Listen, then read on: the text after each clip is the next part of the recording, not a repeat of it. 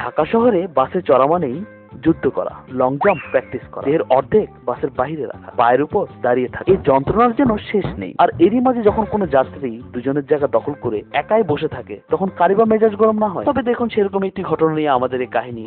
বাসে একদিন সালাম আলাইকুম ভাইজান। ওয়ালাইকুম সালাম। ভাইজানের নাম কি? নাম দিয়ে কাম কি? না মানে জিগে আর কি। মোহাম্মদ আনসার। বাস বাস ভাই, টপ নাম রাখছেন দেখি। আপনি কি ভাই রংবাজ টংবাজ নাকি? না ভাই বেড়াদার? না চাচারা মামুরা? না।